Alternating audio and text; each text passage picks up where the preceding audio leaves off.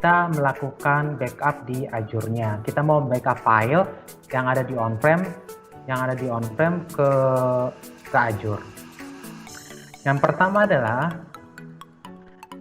di sini saya udah masuk ke Azure Portal, saya udah memiliki subscription. Yang berikutnya adalah saya di sini.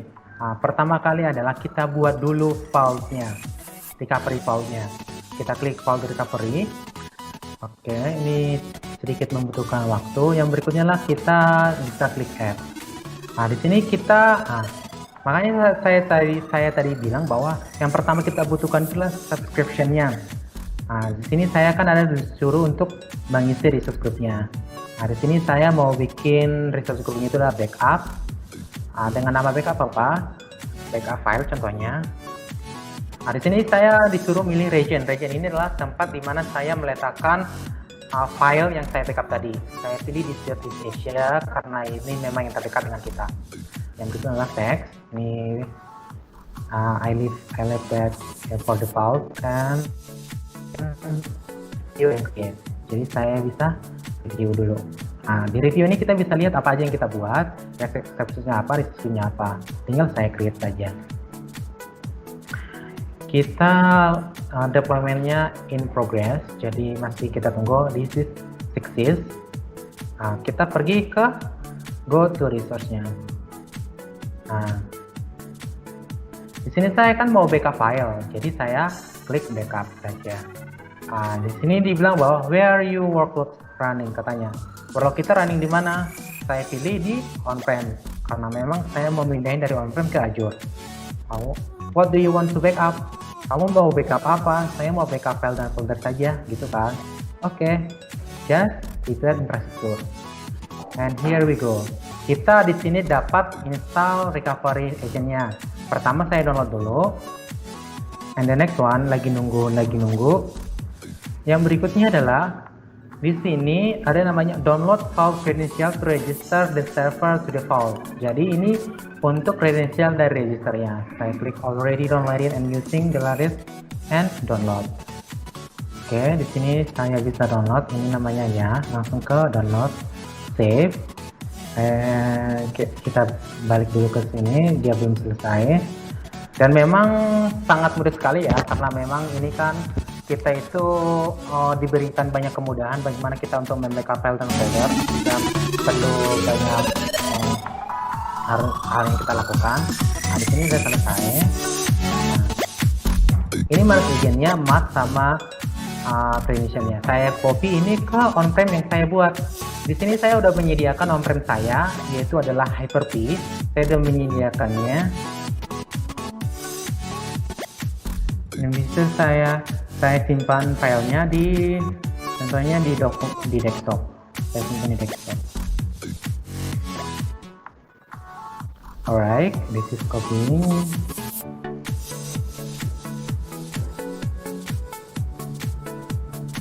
Dan ini filenya bisa disimpan di mana aja sebenarnya, karena saya mau supaya lebih cepat untuk mencarinya, saya bikin di desktop, di mana aja boleh sebenarnya.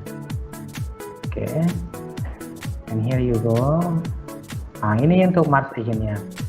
Pertama-tama kita install dulu Mars agent-nya. Ini installation setting-nya nih. Installation setting-nya ini kita itu dipilih untuk dimana kita meletakkan filenya, installation folder sama change location-nya. Jadi kita biarkan dia default. Saya klik next. Kalau contohnya Bapak Ibu punya proxy, bisa juga menggunakan proxy. Kalau nggak punya, tinggal next saja.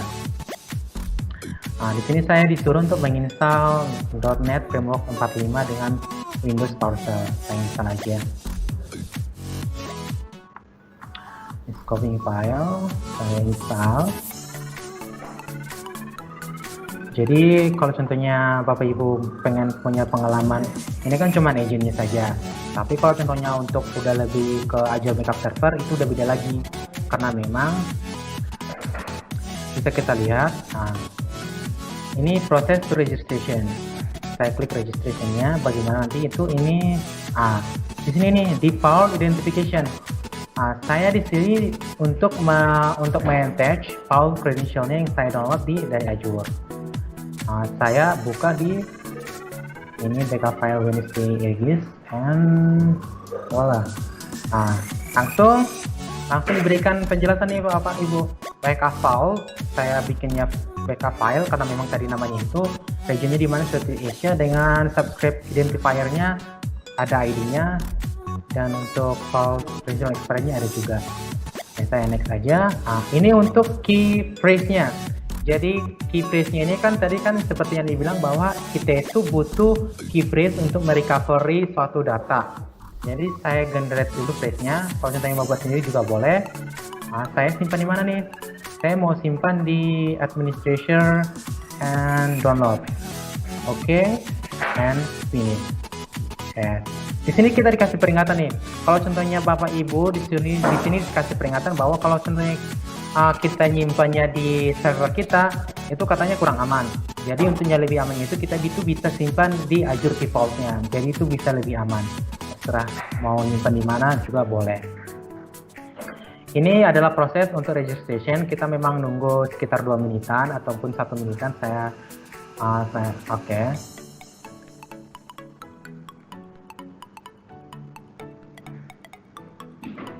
Dan ketika registernya ini memang udah selesai, kita itu bisa lihat apakah memang Hyper-V yang saya buat di on-prem ini udah jalan atau enggak. Kita memang bisa langsung cek di Azure-nya. Karena ini kan saya masih proses registration, jadi saya memang belum bisa lihat apakah memang udah nyampe atau belum. Di sini sudah.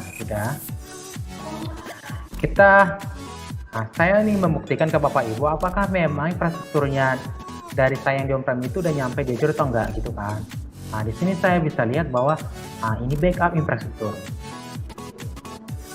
Kita itu bisa lihat bahwa di Azure Backup Agent Protected Server Count itu ada 1. Saya buka, yes, Windows 8 ini. Ini merupakan nama dari server saya. Kita bisa lihat di sini apa sih nama server saya. Kita bisa lihat server management. Ini kalau kita open this one. Nama server saya adalah, komputer name-nya adalah Windows 8. Seperti yang tertera di layar. Sama dengan yang di Azure. Jadi memang benar-benar kalau contohnya kita mau lihat approve bahwa apakah server kita nyampe ke Azure, bisa. Udah langsung sampai. Seperti yang saya kasih tunjuk tadi bahwa protected servernya sudah ada 1 ini. Yang berikutnya adalah yang saya lakukan adalah bagaimana kita men-scheduling, membackup suatu server. Yang pertama adalah nih. Saya udah masuk ke dashboard. Kenapa dibilang tadi familiar dengan integration ya, familiar dengan API ya gitu.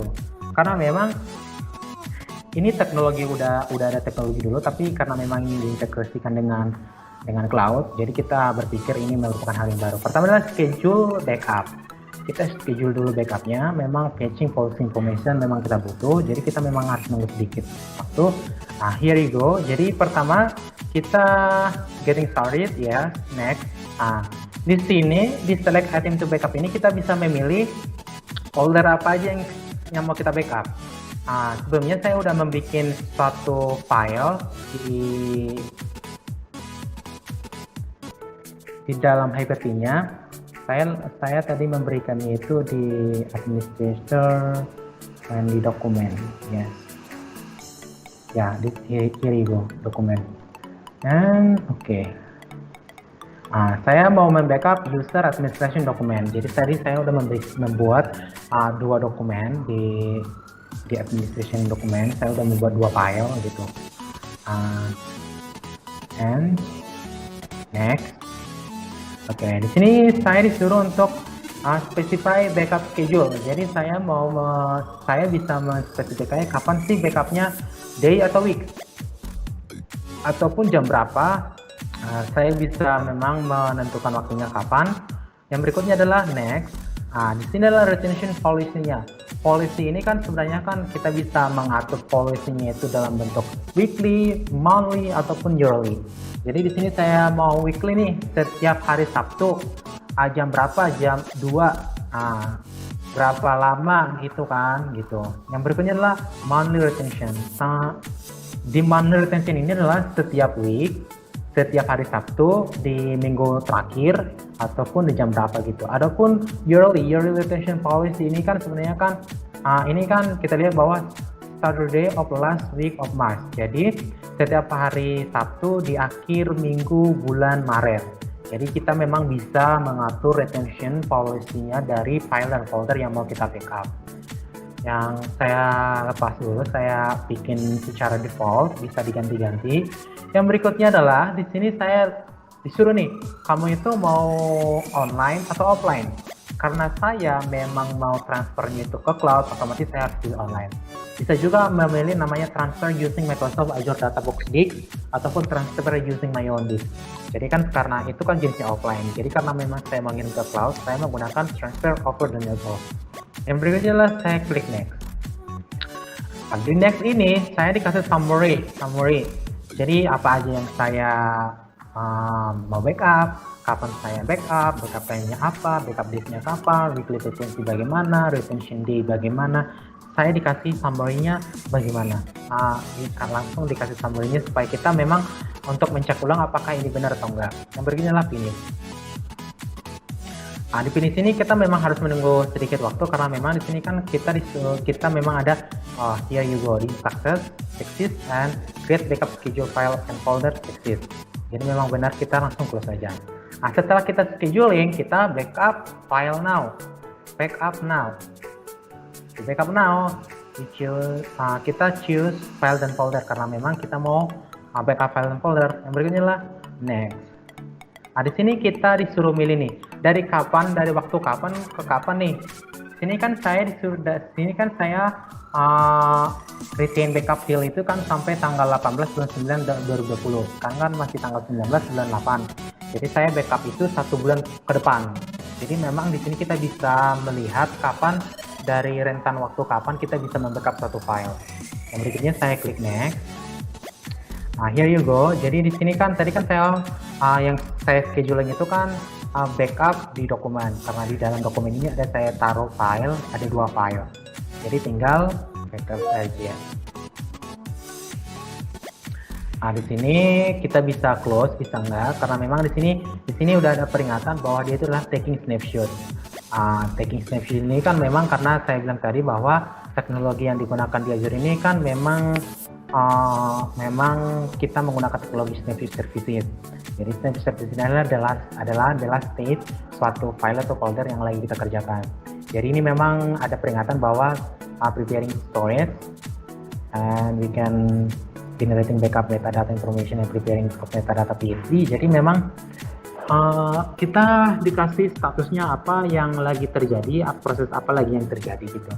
Saya udah usahakan memang yang nanti yang kita backup itu adalah file yang kecil supaya memang saya nanti mau menunjukkan ke Bapak Ibu sekalian bagaimana sih kita untuk merecover data, semudah apa gitu. Jadi kita bisa nunggu dulu sebentar gitu kan, karena untuk menunggu ini kita bisa close dulu, kita bisa pergi ke Azure. Di Azure ini kan memang udah ada infrastrukturnya nih, udah terdaftar di Azure gitu kan. Yang berikutnya adalah kita itu bisa lihat file apa aja yang udah kita backup. Yang pertama adalah kita cek backup items.